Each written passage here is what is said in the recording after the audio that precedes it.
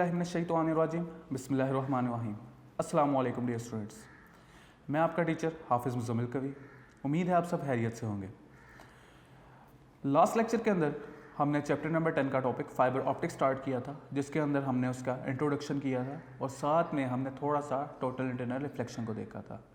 Total internal reflection जो था हमारा टॉपिक, वो पार्ट था हमारे पास फाइबर ऑप्टिक्स प्रिंसिपल का।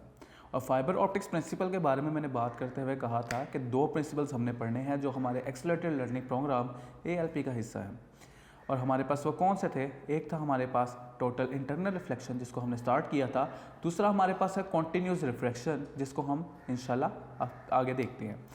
तो टोटल इंटरनल रिफ्लेक्शन को समझने से पहले अभी हमने टोटल इंटरनल रिफ्लेक्शन को प्रॉपर्ली स्टडी नहीं किया था। हमने सिर्फ एक टर्म इसकी यहाँ पे समझी थी, क्रिटिकल एंगल क्या होता है, और मैं उसको रिकॉल कर देता हूँ आपके लिए, ठीक है। तो टोटल इंटरनल रिफ्लेक्शन हमारे पास क्या था, इसको समझने से पहले हम क्रिटिकल एंगल को समझते हैं। तो आपको याद होगा, जैसा कि हमने सेम डायग्राम के साथ काम करते हुए कहा था कि लेट करें आपके पास एक इंसिडेंट रे है और ये इंसिडेंट रे पड़ी हुई है एक डेंसर मीडियम में। डेंसर मीडियम में हमारे पास ग्लास स्लैब को हमने डेंसर मीडियम इसलिए कहा क्योंकि इसकी डेंसिटी जो दूसरा मीडियम हम यूज़ कर रहे हैं उससे ज़्यादा है। दूसरा मीडियम हम कौन सा यूज़ कर रहे हैं यहाँ पे? एयर, ठीक है। एयर की डेंसिटी चूँकि ग्लास के मुकाबले में कम है, इसलिए हम उसे नाम देंगे रेयर मीडियम का। जब हमारे पास एक इंसिडेंट रे, या हम किस तरह बोल रहे हैं कि हम जब सोर्स ऑफ लाइट हमारे डेंसर मीडियम में रखते हैं और हमारे पास लाइट वहाँ से ट्रैवल करती है किस तरफ? हमारे पास रेयर मीडियम की तरफ। तो क्या होता है ये देखें, जब एक इंसिडेंट रे हमारे पास डेंसर मीडियम से जाएगी हमारे पास रेयर मीडियम में, तो जैसे ही वो रेयर मीडियम में एंटर होने लगेगी तो हमारे पास क्या होगा? हमारे पास ये अपना रास्ता तब्दील कर लेगी। किस तरह तब्दील करेगी? हमने कहा था जब डेंसर मीडियम से रेयर मीडियम में जाती है ना लाइट, तो वो नॉर्मल से दूर हो जाती है, नॉर्मल से परे हट जाती है, ठीक है। तो वो क्या करेगी? नॉर्मल से परे हट जाएगी, नॉर्मल से अपना जो एंगल है वो बढ़ा लेगी, ठीक। यहाँ पे हमें ये फिनोमेना नज़र आ रहा है। फिर मैंने बात की, अगर मैं एंगल ऑफ इंसिडेंस को मजीद बढ़ाऊं, एंगल ऑफ इंसिडेंस कौन सा था? जो नॉर्मल के साथ और इंसिडेंट रे के साथ बना था।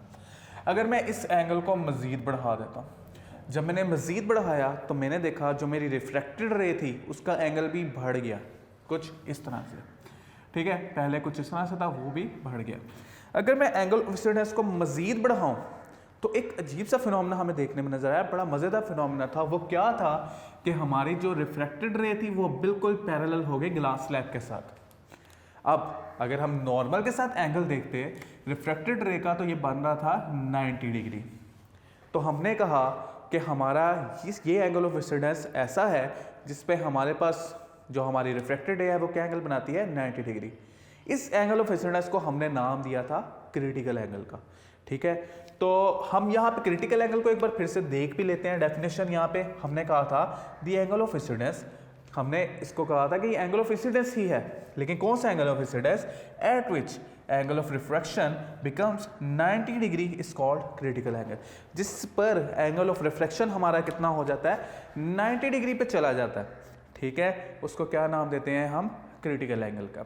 अब हम इस काबिल हो चुके हैं कि हम टोटल इंटरनल रिफ्लेक्शन को समझ सकें, ठीक है। तो अब कैसे हम टोटल इंटरनल रिफ्लेक्शन को समझेंगे, आइए देखते हैं। सेम ग्लास स्लैब मैंने यहाँ पे ड्रॉ की है, ठीक है। अब ये ग्लास स्लैब है हमारे पास, इसको हम थोड़ा सा अलग करने के लिए इससे यहाँ पे कर देते हैं ताकि आप ये ना समझें कि बाहर जो है ग्लास मौजूद है, इसके साइडों पे क्या मौजूद है? एयर मौजूद है।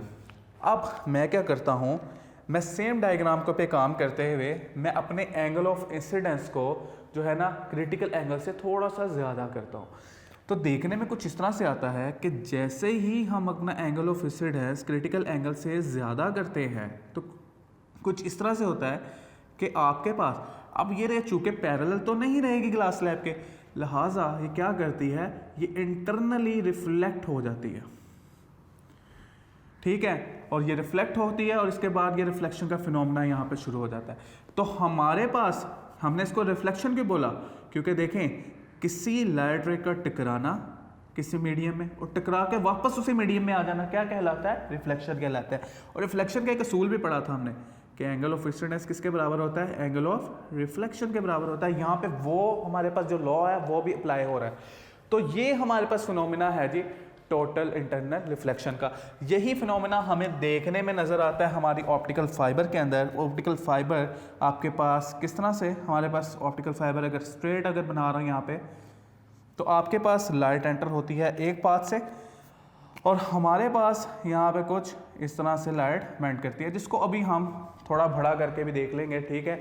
हमारे पास इसको पूरी तरह डिस्कस कर लेंगे जिस तरह हमने इनको डिस्कस किया है। तो अब हम टोटल इंटरनल रिफ्लेक्शन को डिफाइन करने के काबिल हो चुके हैं। हम कह सकते हैं जब हम क्रिटिकल एंगल से थोड़ा सा भी ज़्यादा एंगल बढ़ाएंगे, एंगल ऑफ इंसिडेंस हमारे पास थोड़ा सा भी ज़्यादा करेंगे, तो हमारे पास जो रिफ्रेक्टेड रे है वो क्या होगी, वो रिफ्लेक्ट बैक हो जाएगी डेंसर मीडियम के अंदर, और ये फिनोमेना क्या कहलाएगा हमारे पास, total internal reflection.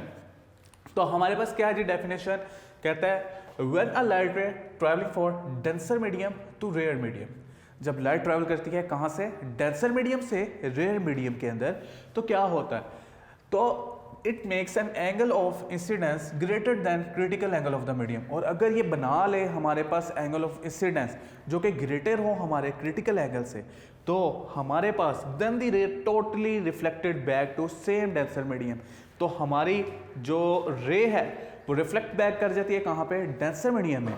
This phenomena is known as total internal reflection.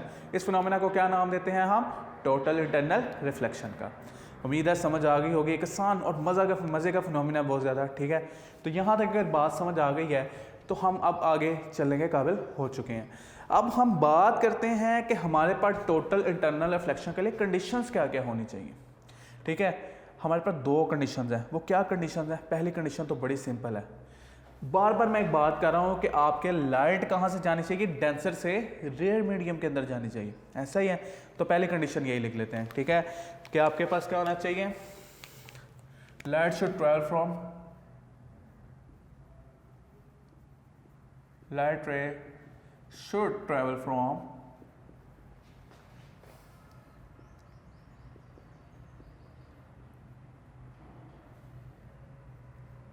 denser medium to rare medium। ठीक हो गया जी, पहली कंडीशन हमारे पास ये हो गई। दूसरी कंडीशन हमारे पास क्या है, दूसरी कंडीशन हमारे पास ये है कि आपके पास एंगल ऑफ इंसिडेंस हमेशा ग्रेटर होना चाहिए किससे जी, क्रिटिकल एंगल से, ठीक है। The angle of incidence should be greater than critical angle. अगर क्रिटिकल एंगल से बड़ा नहीं होगा तो हमारे पास रिफ्लेक्ट बैक कैसे होगी, ठीक है, वो तो हमारे पास बाहर एयर में चली जाएगी। तो आपके पास यहाँ पे लिख लें कि angle of incidence, the angle of incidence should be greater than critical angle, ठीक है। क्रिटिकल एंगल जो होता है हमारा डिफरेंट मटेरियल्स के लिए डिफरेंट होता है, ठीक है। बेसिकली हमारे पास ये ऑब्जेक्ट के रिफ्रैक्टिव इंडेक्स पे बात हम करें तो रिफ्रैक्टिव इंडेक्स पे डिपेंड करता है। रिफ्रैक्टिव इंडेक्स क्या होता है, रिफ्रैक्टिव इंडेक्स को पहले हम समझ लेते हैं, ठीक है, वो क्या है, फिर हम अपने जो है ना ये ग्लास और एयर का इनके दरमियान में जो क्रिटिकल एंगल डेवलप होगा ना वो फाइंड भी करते हैं, ठीक है। तो पहला काम हम जो है ना रिफ्रैक्टिव इंडेक्स को समझ लेते हैं। देखिए बेटा, हमारे पास हो क्या रहा है यहाँ पे, एयर में आपको पता है साउंड, हमारे पास लाइट की स्पीड क्या है 3 × 10⁸ मीटर पर सेकेंड, जो कि हमारे पास मैक्सिमम होती है। इसके अलावा अगर हम कोई भी मीडियम यूज़ करेंगे दूसरा तो उसमें लाइट की स्पीड क्या होगी, इससे कम होगी, ठीक है। अब हमारे पास ये जो ग्लास स्लैब है, इस ग्लास स्लैब के अंदर लाइट की स्पीड क्या है, कम है। जैसे ही ये बाहर की तरफ जाएगी तो हमारे पास इसकी स्पीड क्या हो जाएगी, लाइट की स्पीड चूँकि एयर में ज़्यादा होती है, जब वो ज़्यादा स्पीड की तरफ जाएगी तो वो अपना रास्ता बेंड कर लेती है। कितना बेंड करती है ये डिपेंड करता है हमारे रिफ्रैक्टिव इंडेक्स पे, और रिफ्रैक्टिव इंडेक्स को इसलिए हम डिफाइन कर सकते हैं कि आपके पास रिफ्रैक्टिव इंडेक्स क्या है, the ratio of speed of light in vacuum to the speed of light in transparent medium. तो आपकी इसको आप पहले भी पढ़ चुके हुए हैं। तो हमारे पास रिफ्रैक्टिव इंडेक्स को दोबारा से एक बार हम देख रहे हैं। तो रिफ्रैक्टिव इंडेक्स को हमने डिफाइन कैसे किया जी, refractive index equals to speed of light in vacuum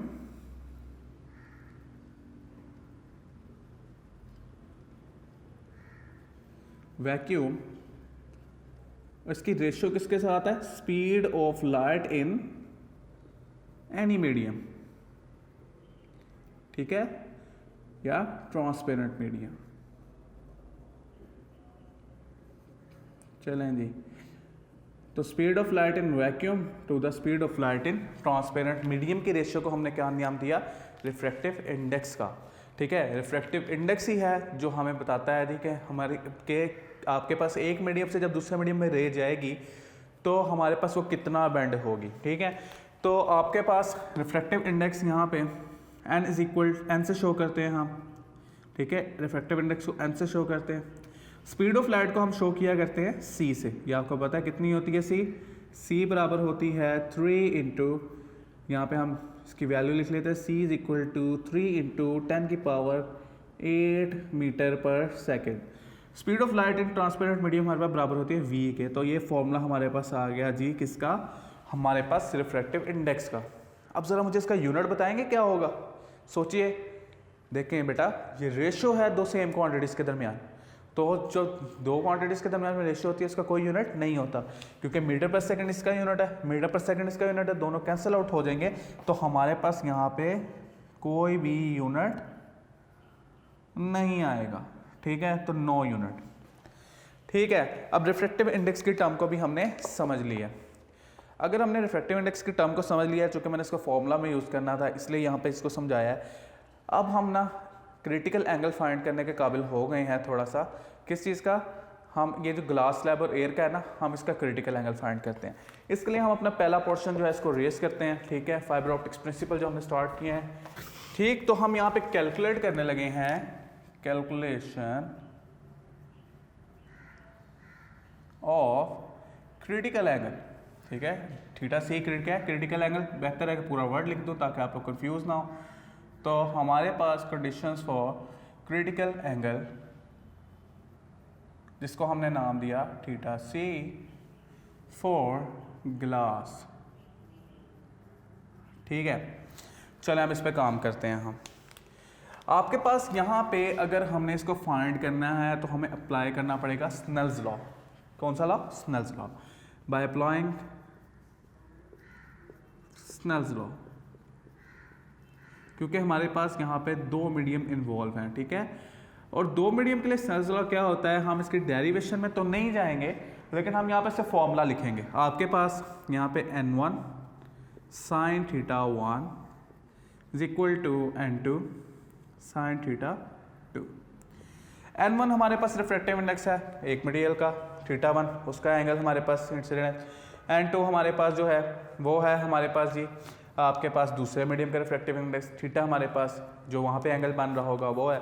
अब मसला ये है कि n1 किसको लें और n2 किसको लें। तो याद रखिए, जो हमारे पास डेंसर मीडियम होता है उसके रिफ्रैक्टिव इंडेक्स को हम n1 लेते हैं, यानी यहाँ पे ग्लास का रिफ्रैक्टिव इंडेक्स क्या होगा, हमारे पास n1 के बराबर होगा, ठीक हो गया। और हमारे पास जो n2 होगा वो क्या होगा, एयर होगा, ठीक हो गया। चले अब इसको मैं यहाँ पे मेंशन भी कर देता हूँ कि n1 मेरे पास क्या है, रिफ्रैक्टिव इंडेक्स ऑफ ग्लास है, ठीक। Refractive index of glass slab, ठीक है। और ग्लास स्लैब का रिफ्रैक्टिव इंडेक्स हमारे पास जो है वो बराबर होता है 1.5 के। और अभी मैंने आपको बताया इसका कोई यूनिट नहीं है, यूनिटलेस है क्योंकि रेशियो है। n2 हमारे पास क्या है, n2 हमारे पास है रिफ्रैक्टिव इंडेक्स ऑफ एयर। और ये जो ग्लास का हमने रिफ्रैक्टिव इंडेक्स लिया है ये हम हमेशा किसी के रेफरेंस से लेना है ना, किसके रेफरेंस से, speed of light in vacuum. और speed of light in vacuum का मतलब है कि ये बराबर होती है approximately equal to speed of light in air के। तो हम कह सकते हैं कि हम एयर के लिहाज से ही इसको रेफरेंस देखने हैं, तो एयर का हमारे पास रिफ्रैक्टिव इंडेक्स की वैल्यू क्या होती है, 1 होती है, ठीक है, क्योंकि इसके रेफरेंस से सारी देखी जा रही हैं। तो हमारे पास एयर के लिए ये वैल्यू है 1 के बराबर। अगर ये दो वैल्यूज हमारे पास आ गई तो हम आगे वैल्यूज पुट करने के काबिल हो गए हैं। साइन थीटा 2, अब साइन थीटा 1 हमारे पास क्या है, वो एंगल ऑफ इंसिडेंस जिस पे हम क्रिटिकल एंगल फाइंड करना चाह रहे हैं। तो मैं यहाँ पे इसको काम करते हैं हम कुछ, चलें ये वाली जगह को कवर कर लेते हैं, ये वाली जगह को, ठीक।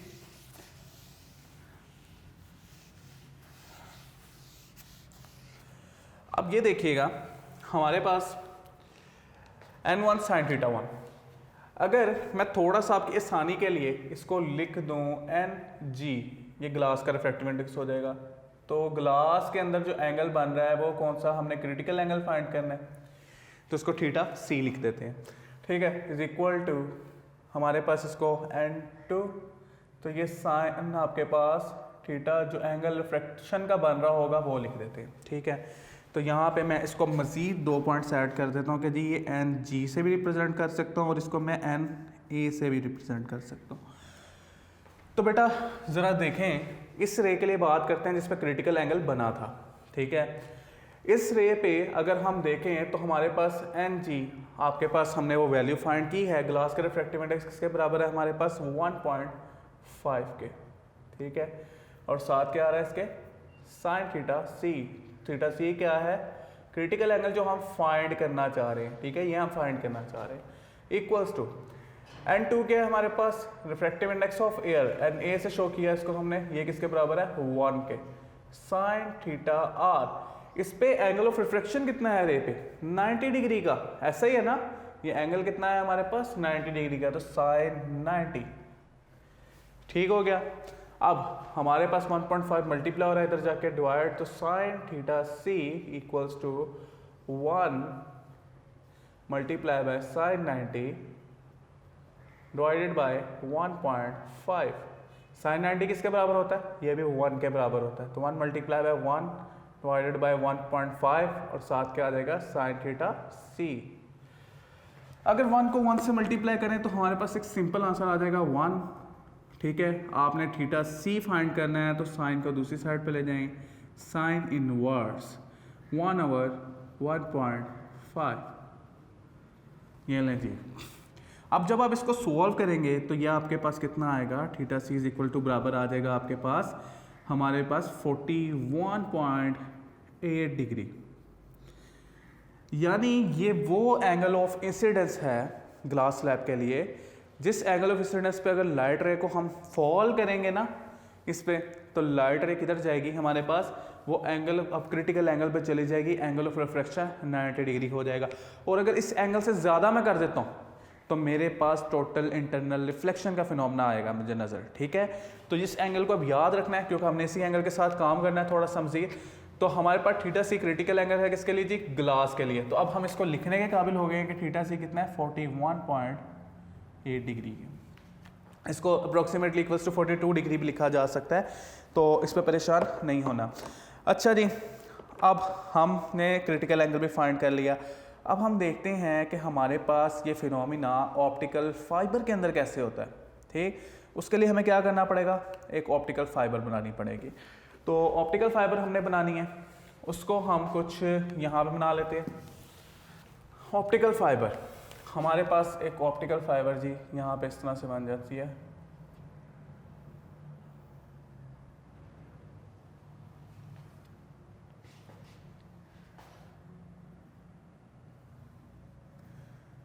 ये एक ऑप्टिकल फाइबर है आपके सामने और ये ऑप्टिकल फाइबर के साथ हम थोड़ा सा काम करते हैं। अब ये देखें, ऑप्टिकल फाइबर क्या है हमारे पास, ग्लास की बनी हुई है। हमारे पास ये शीशे का बनाया जाता है सारा, और जब शीशे में से अब आपके पास अगर इसके अंदर मैं लाइट रे एंटर करूँ, जो कि हमारे पास अभी ग्लास स्लैब के हमने क्रिटिकल एंगल की बात की कि ग्लास का क्रिटिकल एंगल कितना है हमारे पास 41.8 डिग्री, ये याद रखना है। तो हमारे पास अगर मैं 42 डिग्री या 41.8 डिग्री से कम एंगल इस पर फॉल करूँ तो क्या होगा, इसके अंदर से लाइट रिफ्रैक्ट हो जाएगी बाहर की तरफ, ठीक है। लेकिन अगर मैं 41.8 के करीब हमारे पास इतना एंगल में फॉल करूँ तो ये लाइट क्या होगी, क्रिटिकल एंगल पे चली जाएगी। और अगर मैं इससे ज़्यादा लाइट हमारे पास फॉल करूँ इस पर, इससे ज़्यादा एंगल बना दूँ अगर, तो क्या होगा यहाँ पे अगर इससे ज़्यादा एंगल होगा, जैसे ही क्रिटिकल एंगल से ज़्यादा होगा तो आपके पास लाइट इस तरह से कुछ रिफ्लेक्ट करना शुरू हो जाएगी आपके पास। लिहाजा अब ये लाइट क्या हो गई है आपके पास फाइबर ऑप्टिक्स के अंदर ही कैप्चर हो गई है सारी की सारी। हम यहाँ पे लाइट को बड़ा इजीली यूज़ कर सकते हैं अब एक जगह से दूसरी जगह ट्रैवल करने के लिए, अगर हम उसे एक खास एंगल पे मेंटेन रखते हैं। अच्छा, मज़े की बात यह है कि अगर आप चाहे लाइट को बेंड भी कर देना और आपने जो इसका क्रिटिकल एंगल है उससे ज़्यादा एंगल पे इसको फॉल करवाया, तो ये अंदर ही रहेगी आपके पास, ये रिफ्लेक्ट होती रहेगी यहाँ से कुछ इस तरह से। और जहाँ पे आप जहाँ तक भी आपने स्लाइड को पहुँचाना है आप बड़े आराम से पहुँचा सकते हैं अपना पैगाम। इसके ज़रिए आप एक जगह से दूसरी जगह बड़े आराम से तरसील कर सकते हैं उस पैगाम की, ठीक है। तो ये हमारे पास हमें नज़र आया। अच्छा, हमारे पास अब जो है ना बुक में कुछ जो है हमारे पास ज़्यादा एंगल्स बने। अगर मैं इसको देखूँ, इससे ज़्यादा भी अगर मैं एंगल करूँ तो क्या होगा, हमारे पास अब भी टोटल इंटरनल रिफ्लेक्शन ही होगी, क्योंकि क्रिटिकल एंगल से ज़्यादा एंगल है। अब भी लाइट अंदर ही रहेगी लेकिन अलग-अलग एंगल्स पे जाएगी। और अगर मैं एक लाइट रे बिल्कुल पैरेलल फॉल करवा देता हूँ इसके, ये रे मेरे पास कहलाती है एक्सियल रे, ठीक है। क्या कहलाती है? एक्सियल रे। और ये तो बड़े आराम से ट्रांसमिट हो जाएगी ना आपके पास एक पॉइंट से दूसरे पॉइंट पे, क्योंकि ये क्या है, पैरेलल है आपके किसके जी, हमारे ग्लास जो हमारे पास रॉड है या हमारे पास ऑप्टिकल फाइबर है उसके, ठीक है। तो ये हमारे पास प्रोपोगेशन ऑफ लाइट हो गई विद इन ग्लास रॉड। लेकिन बेटा एक बात याद रहे, हमारे पास ऐसा ही नहीं है यूज़ होता है ऑप्टिकल हमारे पास फाइबर कि हमारे पास ये ग्लास है और ग्लास के बाहर जी एयर है, तो हम ये काम नहीं करते, ठीक है। हम जो ऑप्टिकल फाइबर बनाते हैं वो कुछ इस तरह से बनाते हैं कि हमारे पास जो है ना ये वाला पार्ट, ये एक ग्लास का मीडियम जिसको मैंने नाम दिया है, ये ग्लास मीडियम हमारे पास नज़र आ रहा है जो रॉड हमने बनाया है, एक यही होता है। लेकिन इसके साथ ही इसके ऊपर एक और हमारे पास जो होता है ना ग्लास स्लैब बनाई रखी जाती है, जिसका रिफ्रैक्टिव इंडेक्स इसके मुकाबले में बहुत कम होता है, क्योंकि आपका टोटल इंटरनल रिफ्लेक्शन के लिए दूसरी कंडीशन क्या पड़ी थी? दूसरी कंडीशन तो थी कि जी एंगल ऑफ इंसिडेंस ग्रेटर होना चाहिए क्रिटिकल एंगल से, वो ठीक है। लेकिन पहली कंडीशन क्या थी कि आपके पास लाइट हमेशा ट्रैवल करनी चाहिए डेंसर मीडियम से रेयर मीडियम में।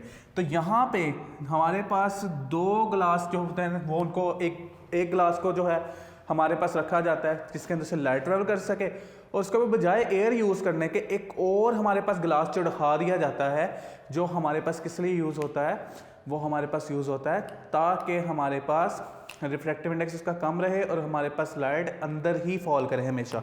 तो हमारे पास ये देखें, मैं इसको लिख सकता हूँ कि हमारे पास एक लेयर ये है जिसका रिफ्रैक्टिव इंडेक्स N1 है, और एक और लेयर मैंने यूज़ की है यहाँ पे जिसका रिफ्रैक्टिव इंडेक्स मैं कह रहता हूँ कि क्या है, N2 है। और याद रहे N1 हमेशा बड़ा होता है किससे जी, N2 से, ताकि आपके पास जब लाइट जाए डेंसर मीडियम से रेयर मीडियम की तरफ तो वो हमेशा रिफ्लेक्ट करे, रिफ्लेक्ट बैक हो, टोटल इंटरनल रिफ्लेक्शन का फिनोमेना हमें यहाँ पे नजर आए।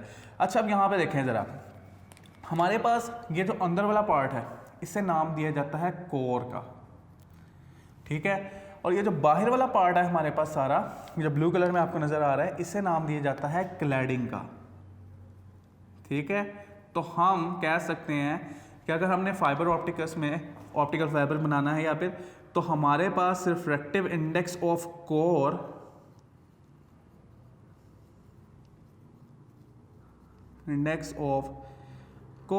हमेशा बड़ा होना चाहिए किससे, रिफ्रैक्टिव इंडेक्स ऑफ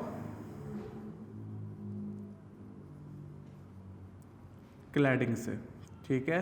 तो अब आपको इसके पार्ट्स भी पता लग गए, ठीक है, ये ले जी।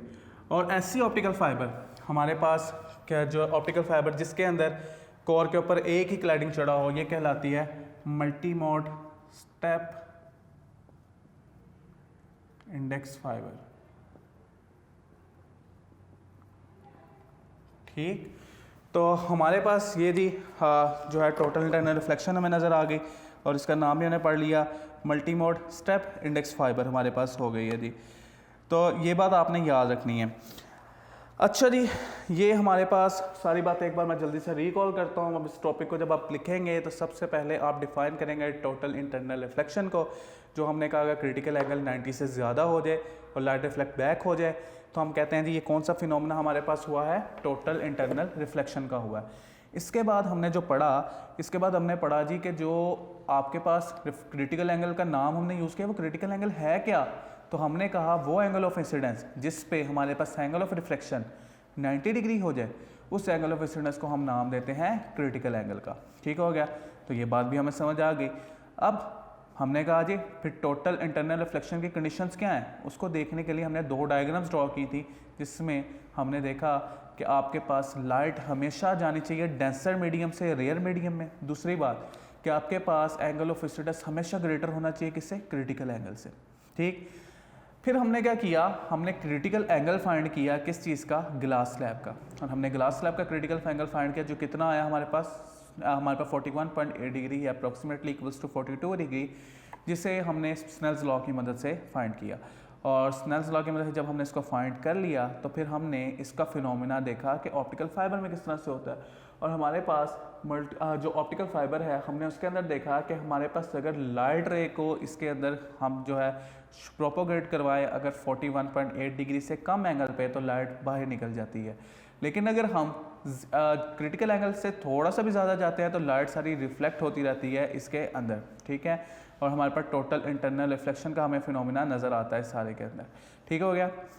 और फिर हमने कहा कि जी अब जो हम ऑप्टिकल फाइबर बनाते हैं ना, ऑप्टिकल फाइबर बनाते हुए हम इस बात का ख्याल रखते हैं कि हमारा दूसरा मीडियम एयर ना हो, बल्कि दूसरा मीडियम भी ग्लास ही होता है। अगर कोर आपके पास जिस एक इनर पार्ट हमने यूज़ किया, एक बाहर का पार्ट, और हमने कहा जो इनर पार्ट है उसको कोर का नाम देते हैं, जो आउटर पार्ट है उसे हम क्लैडिंग का नाम देते हैं ये दोनों ग्लास ही, लेकिन इन दोनों ग्लास के नेचर एक दूसरे से अलग है, क्योंकि हमारे कोर का रिफ्रैक्टिव इंडेक्स क्या है, ज़्यादा है, हमारे क्लैडिंग का रिफ्रैक्टिव इंडेक्स क्या है, कम है।